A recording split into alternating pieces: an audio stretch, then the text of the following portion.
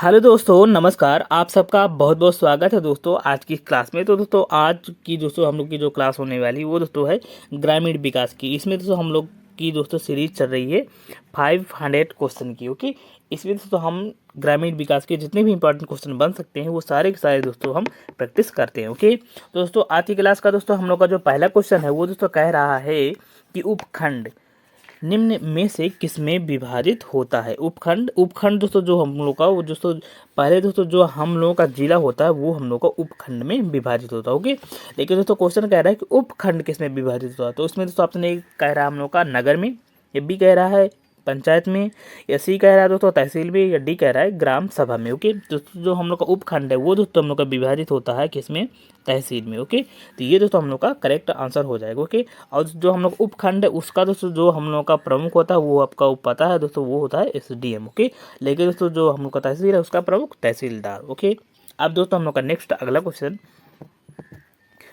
दोस्तों कह रहा है कि कलेक्टर के पद के सृजन का श्रेय किसे जाता है। कलेक्टर के पद का सृजन का श्रेय किसे जाता है।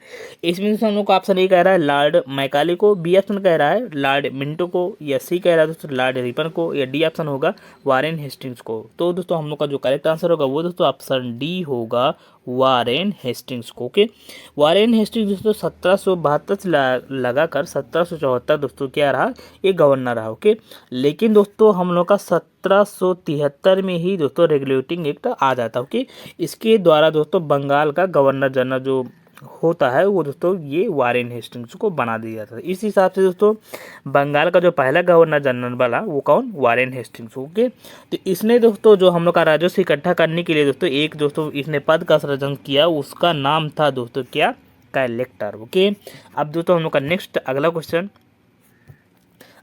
दोस्तों क्या कह रहा है। अगला दोस्तों क्वेश्चन कह रहा है कि किन अपेक्षाओं ने जिलाधीश के पद को नया महत्व प्रदान किया है।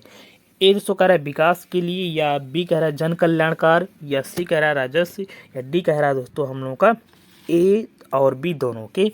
इसमें दोस्तों जो हम लोग का करेक्ट आंसर होगा कि जिलाधीश का पद का जो नया महत्व जो प्राप्त हुआ वो दोस्तों किस लिए हुआ, तो ऑप्शन डी होगा ए और बी, यानी कि जो विकास की कार्य और जन कल्याण, इनके लिए भी दोस्तों जो जिलाधीश का पद है इसके लिए भी दोस्तों काफ़ी ज़्यादा महत्व इसे मिला। ओके, अब दोस्तों हम लोग का नेक्स्ट अगला क्वेश्चन दोस्तों कह रहा है कि जिलाधीश के पद का निम्न में से कौन सा दायित्व है। ओके, यानी कि कौन कौन से कार्य दोस्तों जिलाधीश को भी और भी करने पड़ते हैं, या किन नाम से भी और जाना जाता है। तो इसमें दोस्तों ये ऑप्शन ए है जिलाधिकारी, ये बी दोस्तों कह रहा है कलेक्टर, या दोस्तों डी कह रहा है, सी कह रहा है जिलाधीश एवं विकास अधिकारी, या डी कह रहा है इनमें से सभी। ओके, तो दोस्तों जो दोस्तों हम लोग का जिलाधीश है वो दोस्तों जिलाधिकारी भी, कलेक्टर भी, जिलाधीश और विकास अधिकारी भी, और ये दोस्तों सारे के सारे पद दोस्तों इसे हासिल होते हैं, सारे के सारे दायित्व के। अब दोस्तों हम लोगों का नेक्स्ट अगला दोस्तों क्वेश्चन कह रहा है कि जिलाधीश के पद से संबंधित विरोधाभास यह है कि, यानी कि इसमें दोस्तों विरोधाभास कौन सा है। Okay, negative point. तो इसमें दोस्तों यह ऑप्शन कह रहा है ए वह कानून शांति व्यवस्था का कार्य देखता है, या बी कह रहा है वह प्रोटोकॉल संबंधी कार्य भी करता है, या सी कह रहा है यह कार्य तो करता है राज्य सरकार के लिए परंतु इसके पद की शर्तें नियंत्रित होती हैं केंद्र सरकार से, और दोस्तों डी कह रहा है वह विकास कार्य करता है। ओके, तो इसमें दोस्तों जो हम लोग का इसका विरोधाभास है वो दोस्तों कौन सा है, ऑप्शन सी, यानी कि दोस्तों ये काम तो राज्य सरकार के लिए करता है लेकिन जो इसकी सारी की सारी जो पद की शर्तें हैं वो दोस्तों नियंत्रित होती हैं केंद्र सरकार के द्वारा। ओके, अब दोस्तों हम लोग का नेक्स्ट अगला क्वेश्चन दोस्तों कह रहा है कि संभागीय आयुक्त का मुख्य कार्य कौन सा होता है। ओके, यानी कि संभागीय आयुक्त का दोस्तों जो मुख्य कार्य है वो मतलब कौन सा होता है, यानी कि जो हम लोग का कमिश्नर है वो उनकी बात हो रही है। ओके, तो इसमें दोस्तों ऑप्शन ए कह रहा है तहसीलदारों का स्थानांतरण, या बी दोस्तों कह रहा है नीति निर्माण तथा विधि रचना, या सी कह रहा है उच्च अधिकारियों की रिपोर्ट भेजना, या डी ऑप्शन दोस्तों कह रहा है समन्वय नियंत्रण तथा मॉनिटरिंग के लिए। ओके, तो इसमें दोस्तों जो हम लोग का करेक्ट आंसर होगा वो ऑप्शन डी होगा, समन्वय नियंत्रण तथा मॉनिटरिंग के काम दोस्तों इसके द्वारा किया जाता है। ओके, अब दोस्तों हम लोग का नेक्स्ट अगला क्वेश्चन दोस्तों कह रहा है कि भारत के संविधान में जिला शब्द किस अनुच्छेद में तथा किस संदर्भ में प्रयुक्त हुआ है। ओके, यानी कि जो हम लोग का जिला शब्द है वो तो हम लोग के कॉन्स्टिट्यूशन में किस आर्टिकल के तहत मतलब पहली बार दोस्तों आया है। ओके, तो इसमें दोस्तों हम लोग का ऑप्शन ये कह रहा है आर्टिकल 233 जिला न्यायाधीश के संदर्भ में, या बी दोस्तों कह रहा है आर्टिकल 356 राष्ट्रपति के संदर्भ में, या दोस्तों सी कह रहा है आर्टिकल 311 लोक सेवाओं के संदर्भ में, या डी दोस्तों कह रहा है आर्टिकल 265 राजस्व एकत्रण के संदर्भ में। ओके, तो इसमें दोस्तों जो हम लोगों का करेक्ट आंसर होगा वो ऑप्शन ए होगा, अनुच्छेद 233 जिला न्यायाधीश के संदर्भ में दोस्तों हम लोग का जिला शब्द दोस्तों पहली बार देखने को मिलता है। ओके, इसमें दोस्तों जो हम लोग का आर्टिकल 233 है, इसमें दोस्तों जो जिला न्यायाधीश हैं उनकी नियुक्ति की बात की गई है। ओके, अब दोस्तों हम लोग का नेक्स्ट अगला क्वेश्चन दोस्तों कह रहा है कि जिलाधीश जब राजस्व वसूली का कार्य करता है तो उसे और किस नाम से जाना जाता है। ओके, इसमें दोस्तों हम लोग का ऑप्शन ए कह रहा है मजिस्ट्रेट, बी ऑप्शन कह रहा है रिटर्निंग ऑफिसर, सी कह रहा है कलेक्टर और डी कह रहा है विकास अधिकारी। ओके, तो इसमें दोस्तों हम लोग का जो करेक्ट आंसर होगा वो ऑप्शन सी होगा, कलेक्टर। ओके, यानी कि जब दोस्तों जिलाधीश यानी कि हम लोग का डीएम जब राजस्व वसूली के कार्य के लिए दोस्तों बैठते हैं तो दोस्तों उन्हें दोस्तों हम लोग कलेक्टर के नाम से जानते हैं। ओके, और दोस्तों जो हम लोग का ये रिटर्निंग अफसर है, ये रिटर्निंग अफसर दोस्तों जो हम लोग का एसडीएम है वो दोस्तों खास तौर से जब इलेक्शन का टाइम होता है तब दोस्तों ये मेनली दोस्तों रिटर्निंग अफसर जो बनते हैं वो एसडीएम को ही बनाते हैं। ओके, अब दोस्तों नेक्स्ट हम लोग का अगला क्वेश्चन दोस्तों कह रहे हैं कि राज लोक सेवकों की भर्ती का कार्य किसके द्वारा किया जाता है। ओके, ऑप्शन दोस्तों हमने कहा ए कह रहा है राज्य लोक सेवा आयोग द्वारा, या बी दोस्तों कह रहा है स्वयं विभागों द्वारा, या सी कह रहा है किसी संस्था या समिति द्वारा, और डी दोस्तों कह रहा है उपरोक्त तो सभी के द्वारा। ओके, इसमें जो हम लोग का करेक्ट आंसर होगा वो ऑप्शन हम लोग का डी होगा, उपरोक्त तो सभी के द्वारा। ओके, यानी कि जो दोस्तों नियुक्तियां या भर्तियां होती हैं वो दोस्तों इस सारी की सारी संस्थाओं द्वारा भी किया जाता है अपने अपने द्वारा इस तरह से। अब नेक्स्ट दोस्तों क्वेश्चन कह रहा है कि भारत में स्थानीय स्वायत्त शासन का प्रारंभ कब से माना जाता है। ओके, ऑप्शन हम लोग का ए कह रहा है 1687, बी ऑप्शन कह रहा है 1684, सी कह रहा है 1689 और डी कह रहा है 1690। ओके, इसमें से हम लोग को बताना है कि किस सन में स्थानीय स्वायत्त शासन का प्रारंभ हुआ। ओके, इसमें दोस्तों जो हम लोग का करेक्ट आंसर होगा वो ऑप्शन ए होगा 1687। ओके, इसमें से जो हम लोग का जो 1687 में जो हम लोग का ब्रिटिश गवर्नमेंट थी उसमें जो बोर्ड ऑफ डायरेक्टर्स थे उन्होंने दोस्तों जो उनकी सारी के साथ जितनी भी प्रेसिडेंसियाँ थी ओके वहाँ पर दोस्तों इन्होंने पहली बार नगर निगम की स्थापना की थी। ओके, तभी से दोस्तों हम मान लेते हैं कि 1687 में दोस्तों स्थानीय स्वशासन की व्यवस्था आई। ओके, अब दोस्तों हम लोगों का नेक्स्ट अगला क्वेश्चन दोस्तों कह रहा है कि निम्नलिखित में से कौन सा चकबंदी का उद्देश्य नहीं है। ओके, ऑप्शन दोस्तों हम लोग का ए कह रहा है बड़े पैमाने की कारपोरेट खेती को बढ़ावा देना, या बी दोस्तों कह रहा है कि जोतों का उपविभाजन रोकना, या सी कह रहा है कृषि जोतों का उपखंडन करना या रोकना, या दोस्तों डी कह रहा है कृषकों के अलग अलग खेतों को एक स्थान पर एकत्रित करना। इसमें से जो दोस्तों हम लोग को चकबंदी का उद्देश्य नहीं है वो दोस्तों है हम लोग का ऑप्शन ए बड़े पैमाने की कारपोरेट जो खेती है व्यापारिक उसे दोस्तों हम लोग का क्या है बढ़ावा देना। ओके, ये उद्देश्य हमारा बिल्कुल भी नहीं है। ओके, अब दोस्तों हम लोग का नेक्स्ट अगला दोस्तों क्वेश्चन कह रहा है कि भूमि सुधार कार्यक्रम को सबसे ज़्यादा सफलता किस राज्य में मिली। ओके, तो इसमें तो हम लोग को जो ऑप्शन ए कह रहा है उत्तर प्रदेश में, या बी कह रहा है पश्चिम बंगाल में, या दोस्तों सी ऑप्शन कह रहा है तमिलनाडु में, और डी दोस्तों कह रहा है पंजाब में। ओके, तो दोस्तों तो भूमि सुधार कार्यक्रम में वहाँ पे दोस्तों तो सबसे ज़्यादा अगर किसी राज्य को सफलता मिली तो वो दोस्तों हम लोगों का है पश्चिम बंगाल। यहाँ पे दोस्तों सबसे ज़्यादा, यानी कि आप दोस्तों देखेंगे कि वहाँ पर भूमिहीनों किसानों की जो संख्या है सबसे कम है। ओके, यानी कि भूमिहीन व्यक्ति दोस्तों वहाँ पे सबसे कम पाए जाते हैं। ओके, जब दोस्तों 1977 में लगभग दोस्तों क्या 1977 में जब दोस्तों आपकी CPI यानी कि CPI जो एम है यानी कि मार्क्सवादी, ये दोस्तों पार्टी जब दोस्तों सरकार में, तब दोस्तों इसी ने दोस्तों भूमि सुधार के कार्यक्रम चलाए थे। ओके, जिनका नेतृत्व दोस्तों आपको पता हो तो हरिकृष्ण कोनार और विनय चौधरी ने इसका किया था, और दोस्तों ये काफ़ी ज़्यादा सफल भी रहे, और सबसे ज़्यादा सफलता इसी राज्य में हमको देखने को मिलती है। ओके, अब दोस्तों हम लोग का नेक्स्ट अगला दोस्तों क्वेश्चन कह रहा है कि उत्तर प्रदेश चकबंदी अधिनियम कब पारित किया गया था। ऑप्शन दोस्तों ए कह रहा है 1951 में, या बी कह रहा है 1952 में, या सी कह रहा है 1953 में, या डी कह रहा है 1954 में। ओके, इसमें से जो हम लोग का करेक्ट आंसर होगा वो ऑप्शन सी होगा 1953 में। ओके, ये दोस्तों जो हम लोग का है ये दोस्तों अगर लागू हुआ तो दोस्तों ये हम लोग का 8 मार्च, यानी कि दोस्तों हम लोग का ये 1900 हम लोग का दोस्तों 1954 में ये कानून हमें क्या है ये हमारा लागू हुआ था। ओके,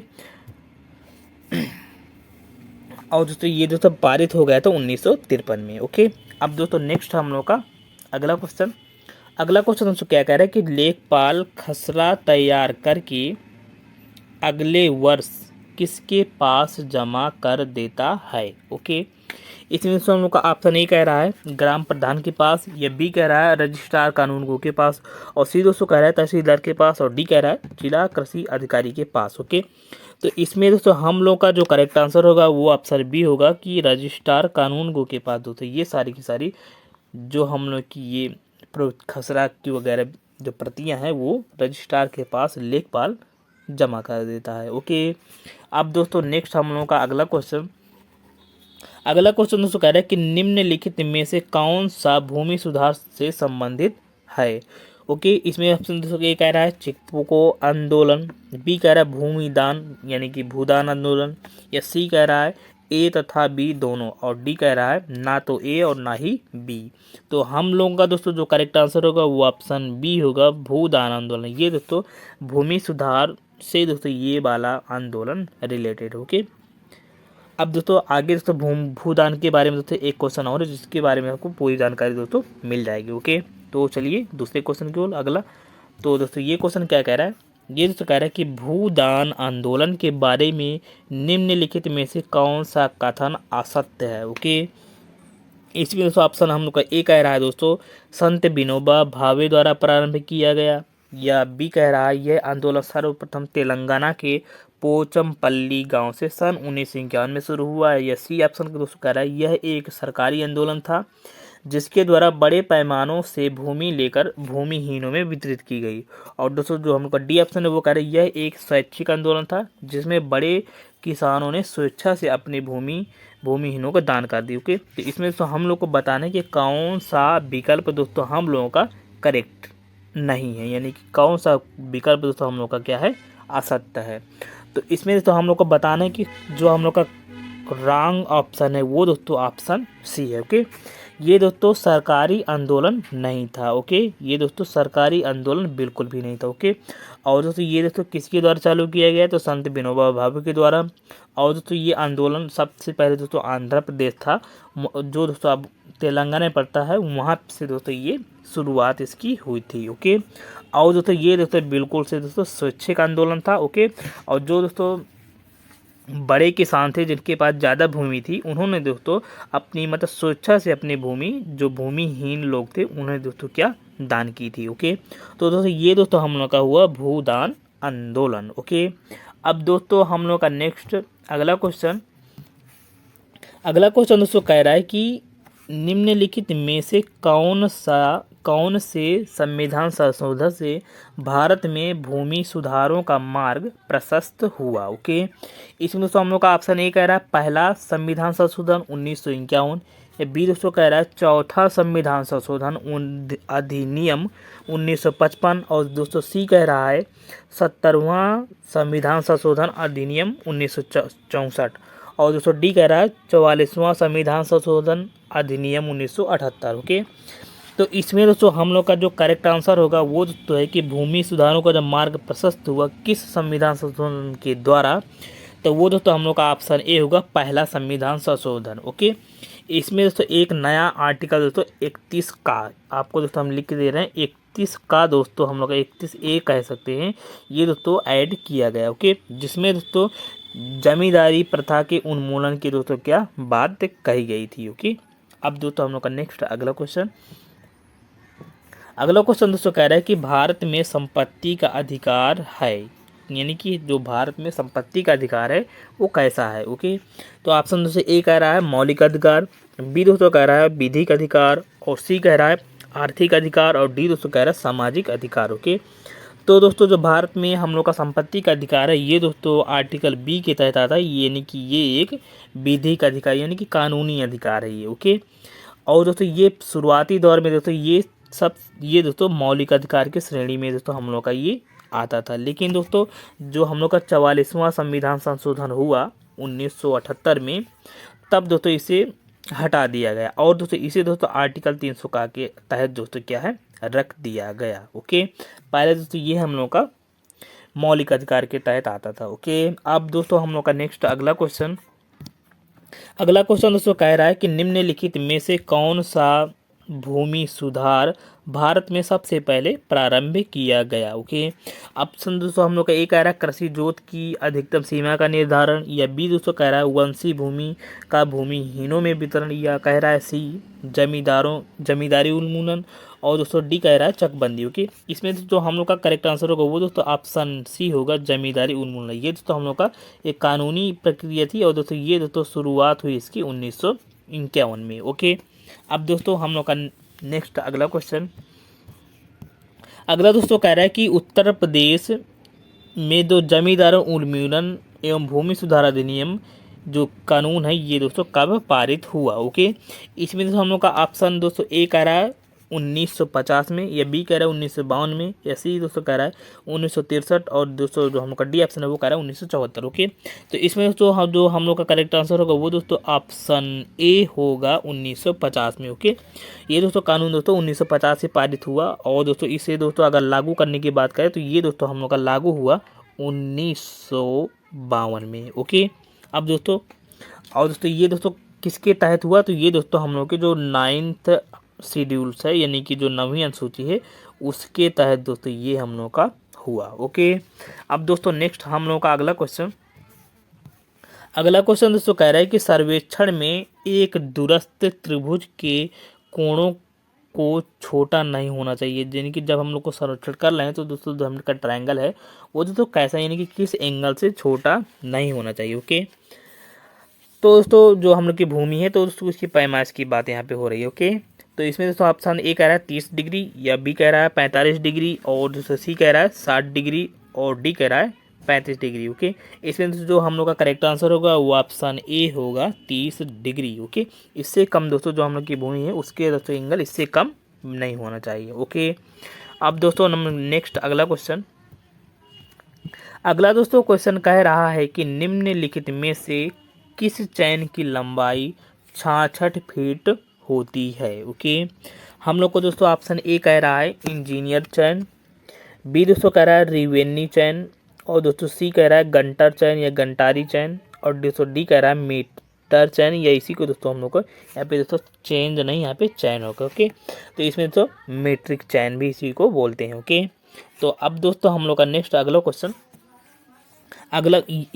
क्वेश्चन क्या है दोस्तों, इसका आंसर जो होगा वो तो दोस्तों हम लोग का आंसर पहले जान लेते हैं। आंसर दोस्तों होगा हम लोग का सी यानी कि गंटर चैन। ओके, इसकी दोस्तों अगर लेंथ की बात करें तो ये दोस्तों क्या 66 फीट की होती है, और इसमें दोस्तों कड़ियाँ की बात करें तो इसमें दोस्तों 200 कड़ियाँ होती हैं। ओके, अब दोस्तों इंजीनियर चैन की बात करें तो इसमें दोस्तों ये दोस्तों हम लोग की 100 फीट की होती है। ओके, और इसमें दोस्तों जो कड़ियाँ हैं वो दोस्तों कड़ियाँ भी दोस्तों 100 फीट होती हैं। ओके, और दोस्तों जो हम लोग का रिवेन्यू चैन है इसमें दोस्तों ये हम लोग की इसमें दोस्तों हम लोग की इसकी लेंथ की बात करें तो इसकी 33 फीट होती है, और उसकी में दोस्तों कड़ियों की अगर बात करें तो इसमें तो कड़ियाँ दोस्तों कितनी, सबसे कम यानी कि 16 कड़ियाँ होती हैं। ओके, अब मीट्रिक चैन इसमें दोस्तों हम लोग का ये अगर लेंथ की बात करें तो इसमें दोस्तों ये भी दोस्तों 20 मीटर की होती है, और इसमें दोस्तों कड़ियों की अगर बात करें तो इसमें दोस्तों 100 कड़ियाँ होती हैं। ओके, तो दोस्तों चलिए अपने नेक्स्ट क्वेश्चन में।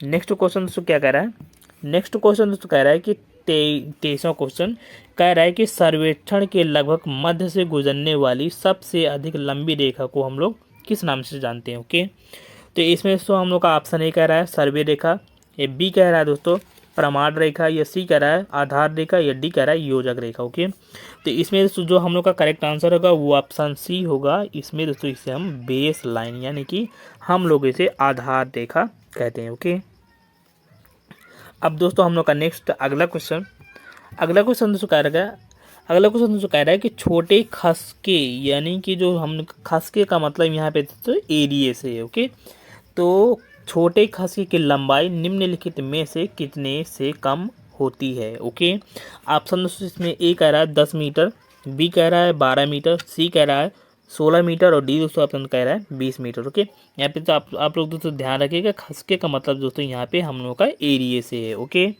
तो इसमें दोस्तों हम लोग का जो करेक्ट आंसर होगा वो दोस्तों ऑप्शन सी होगा 16 मीटर, यानी कि जो हम लोग का जो कोई भी एरिया है उस छोटे से छोटा उसका दोस्तों 16 मीटर से उसकी लंबाई कम नहीं होनी चाहिए। ओके, ओके दोस्तों, यानी कि नहीं छोटे खसके का मतलब इसमें दोस्तों कितने से कम, यानी कि जो भी मतलब जिनकी लेंथ दोस्तों 16 मीटर से कम होती है उन्हें हम लोग छोटे खसके के श्रेणी में रखते हैं। ओके, अब दोस्तों नेक्स्ट हम लोग का अगला क्वेश्चन दोस्तों कह रहा है कि एक बिस्वा कितने के बराबर होता है। ओके, इसमें दोस्तों ऑप्शन ए कह रहा है 20 विश्वांशी के, या बी कह रहा है 10 विश्वांशी के, और दोस्तों सी कह रहा है 5 विश्वांशी के, और डी कह रहा है इनमें से कोई नहीं। ओके, तो इसमें जो हम लोग का करेक्ट आंसर होगा वो ऑप्शन ए होगा 20 विश्वांशी। जो दोस्तों हम लोग का एक विश्वा है उसमें दोस्तों 20 विश्वांशी के बराबर होता है। ओके, और दोस्तों जो हम लोग का अगर 20 अगर एक बीघा जो होता है उसमें दोस्तों अगर हम 20 बिस्वा कर दें तो वो दोस्तों हम लोग का क्या है एक बीघे के बराबर हो जाएगा। ओके, अब दोस्तों हम लोग का नेक्स्ट अगला क्वेश्चन दोस्तों कह रहा है कि किस व्यवस्था में भूमि पर ग्राम समुदाय का संयुक्त स्वामित्व होता है। ओके, तो इसमें दोस्तों हम लोग का ऑप्शन ए कह रहा है जमींदारी व्यवस्था, या दोस्तों बी कह रहा है महालवाड़ी व्यवस्था, या सी कह रहा है काश्तकारी व्यवस्था, या डी कह रहा है दोस्तों रैयतवाड़ी व्यवस्था। ओके, तो दोस्तों इसमें दोस्तों अगर हम लोग को यानी कि पूरे ग्राम समुदाय का दोस्तों अगर शामिल होता है तो वो दोस्तों हम लोग की ऑप्शन बी यानी कि वो व्यवस्था कहलाएगी दोस्तों महालवाड़ी। महाल का मतलब ही दोस्तों एक ग्राम यानी कि बड़ा स्तर होता है। ओके, इसमें जो टैक्स पेयर होता है वो दोस्तों सारा का सारा पूरा का पूरा गाँव ही इस व्यवस्था में दोस्तों टैक्स पेयर पूरा का पूरा गांव होता है, यानी कि उसमें दोस्तों प्रति व्यक्ति को दोस्तों टैक्स ना पे करके पूरे गांव के ही इकट्ठा करके दोस्तों क्या है टैक्स पे करना होता है। ओके, तो इस व्यवस्था को दोस्तों हम लोग का नाम देते हैं महालवाड़ी व्यवस्था। ओके, अब दोस्तों नेक्स्ट हम लोग का अगला दोस्तों क्वेश्चन कर रहा है कि ग्रामीण अवस्थापन यानी कि जो हम लोग को जो यहाँ का जो इंफ्रास्ट्रक्चर है वो दोस्तों उसे दोस्तों हम लोग का जो वित्तीय सहायता मिलती है वो किसके द्वारा मिलती है। ओके, तो इसमें दोस्तों यही क्वेश्चन है कि विकास कोष का वित्तीय किया जा रहा है तो किसके द्वारा। ओके, तो इसमें दोस्तों हम लोग का ऑप्शन ए कह रहा है ग्रामीण विकास मंत्रालय द्वारा, या बी दोस्तों कह रहा है भारतीय रिजर्व बैंक द्वारा, या दोस्तों सी कह रहा है नाबार्ड द्वारा, या डी कह रहा है कुछ चुने हुए राष्ट्रीयकृत बैंकों के द्वारा। ओके, तो इसमें दोस्तों जो हम लोग इसका दोस्तों वित्तीय यानी कि जो हम लोग को खर्चा पानी जो मिलता है जो रूरल डेवलपमेंट के लिए या यहाँ का जो विकास है उसके लिए, तो इसमें जो हम लोग का करेक्ट आंसर होगा वो ऑप्शन सी होगा नाबार्ड के द्वारा। ओके, ये दोस्तों नाबार्ड आप ध्यान रखिए NA हम लोग का BARD। ओके, कि ये दोस्तों हम लोग का नाबार्ड हुआ। ओके, इसका दोस्तों अगर मुख्यालय की बात करें तो इसका मुख्यालय दोस्तों हम लोग का मुंबई में। ओके, और इसकी दोस्तों स्थापना 12 जुलाई सन 1982 में इसकी हुई थी। ओके, और दोस्तों इसकी अगर फुल फॉर्म पूछे तो मतलब national bank for agriculture and rural development. Okay, इसका दोस्तों पूरा फुल फॉर्म हुआ। और दोस्तों इसकी अगर मतलब स्थापना जब हुआ तो इसको दोस्तों शिवराम कमेटी थी उसकी सिफारिश पे दोस्तों इसका हम लोग का क्या दोस्तों इसकी स्थापना हुई कि यानी कि इसका अगर दोस्तों हिंदी में नाम भी दोस्तों अगर पूछे तो राष्ट्रीय कृषि और ग्रामीण विकास बैंक इसे हम लोग कह सकते हैं। ओके, अब दोस्तों हम लोग का तो दोस्तों जितने भी दोस्तों ग्रामीण विकास से जुड़े हुए जितने भी दोस्तों काम है उनको दोस्तों जो वित्तीय सहायता मिलती है तो ये इसी के द्वारा मिलती है। ओके, अब दोस्तों हम लोग का नेक्स्ट अगला क्वेश्चन दोस्तों कह रहा है कि ग्रामीण क्षेत्रों में कमजोर वर्गों विशेषकर महिलाओं और बच्चों की स्वास्थ्य सेवाओं की पहुंच सुनिश्चित करने की जो पहली कड़ी है उसे हम लोग क्या नाम देते हैं। ओके, इसमें तो ऑप्शन ए कह रहा है मातृ स्वास्थ्य कार्यक्रम, या बी कह रहा है स्वास्थ्य मिशन, या डी दोस्तों सी ऑप्शन कह रहा है आशा, या डी कह रहा है बाल विकास कार्यक्रम। ओके, तो इसमें दोस्तों जो हम लोग का करेक्ट आंसर होगा वो ऑप्शन सी होगा आशा। ओके, इसमें दोस्तों ASHA। ओके, ये दोस्तों हम लोग का आशा है तो इसका दोस्तों अगर फुल फॉर्म जो दोस्तों गांव में आशा बहुएं होती हैं ये तो उसी से दोस्तों ये वही चीज़ है। ओके, यानी कि दोस्तों आशा का मतलब दोस्तों फुल फॉर्म अगर पूछे तो accredited social health activist. Okay, ये दोस्तों इनका मतलब एक प्रकार से सोशल वर्कर के तौर पर दोस्तों ये नियुक्त की जाती है। ओके, तो इसमें दोस्तों ये ग्रामीण क्षेत्रों के जो कमज़ोर वर्ग हैं उनके लिए दोस्तों ये व्यवस्था होती है। ओके, अब दोस्तों हम लोग का नेक्स्ट अगला दोस्तों क्वेश्चन कह रहे इसी से रिलेटेड है कि आशा निम्नलिखित में से किससे संबंधित होती है, चिकित्सक से, या बी कह रहा है चिकित्सा प्रभारी से, या सी कह रहा है स्वास्थ्य अधिकारी से, या डी कह रहा है स्वास्थ्य सामाजिक यानी कि सामाजिक स्वास्थ्य कार्यकर्ता। ओके, तो इसका दोस्तों जो हम लोग का करेक्ट आंसर होगा वो ऑप्शन ये होगा कि ये दोस्तों एक सामाजिक कार्यकर्ता के तौर पर ये दोस्तों काम करती हैं। ओके, अब दोस्तों हम लोग का नेक्स्ट अगला क्वेश्चन दोस्तों कह रहा है कि धरातल पर यानी कि ये दोस्तों हम लोग का लास्ट क्वेश्चन है। ओके, तो ये दोस्तों कह रहा है कि धरातल पर मापी गई क्षैतिज दूरियां, कोणों एवं ऊंचाइयों को मानचित्र पर प्रदर्शित करने की कला को क्या कहते हैं। ओके, तो इसमें जो हम लोग का करेक्ट आंसर होगा वो ऑप्शन कौन सा होगा तो बताना दोस्तों। तो इसमें ऑप्शन पहले दे रखा है, कह रहा है मानचित्र कला, या बी कह रहा है मानचित्रांकन, या सी कह रहा है सर्वेक्षण कला, या डी कह रहा है धरातल प्रदर्शन कला। ओके, तो इसमें से जो हम लोग का करेक्ट आंसर होगा कि इसे क्या कहते हैं तो वो दोस्तों ऑप्शन हम लोग का होगा सी सर्वेक्षण कला। ओके, तो दोस्तों ये दोस्तों हम लोग के आज की क्लास का दोस्तों हम लोग का लास्ट क्वेश्चन होगा। ओके, तो दोस्तों अगर आपको ये क्लास पसंद आई हो तो इस वीडियो को लाइक और शेयर ज़रूर करें। ओके, और हाँ अगर आप हमारे चैनल पहली बार विजिट कर रहे हो तो हमारे चैनल को सब्सक्राइब बिल्कुल करना बिल्कुल भी ना भूलें। ओके, तो दोस्तों अब हम लोग मिलते हैं अपने नेक्स्ट वीडियो में, तब तक के लिए धन्यवाद, जय हिंद।